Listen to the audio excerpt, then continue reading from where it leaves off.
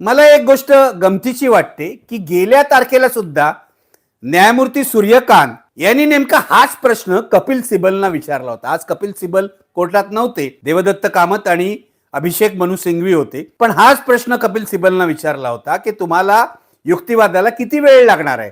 तेव्हा त्यांनी सांगितलं होतं 45 मिनिटं आम्हाला लागतील. आज अभिषेक मनु सिंघवी आणि देवदत्त कामत यांनी दोघांनी मिळून सांगितलं 3 तास लागतील, त्याला 2 तास मिळाले. दरवेळेला न्यायमूर्ती हाच प्रश्न विचारतायत आणि तारखा देतायत. हे माझ्या लक्षात आलंय, तुमच्या लक्षात आलंय की नाही? याचं कारण काय आहे हे समजून घेण्याचा अधिकार जनतेला आहे की नाही हा प्रश्न मला विचारायचा. सुप्रीम कोर्टात तारखा ज्या लागतात त्या काय पद्धतीने लागतात, त्याच्यामध्ये पारदर्शकता आहे की नाही, कोणता खटला महत्वाचा आहे कोणता नाही हे कसं ठरवलं जातं, हे सगळं लोकांना कळण्याची गरज आहे. जर आपण लोकशाहीमध्ये राहत असू, जर या देशामध्ये लोकशाही असेल, पण हे आजपर्यंत कधी झालेलं नाही. स्वातंत्र्यापासून आजपर्यंत सुप्रीम कोर्टाने याविषयी कधीही सविस्तर काही नागरिकांना सांगितलेलं नाहीये की आम्ही अशा अशा तारखा देतो. तिथे जो सरन्यायाधीश असेल त्याच्या मनाप्रमाणे तारखा पडतात असा जनतेचा ग्रह आहे.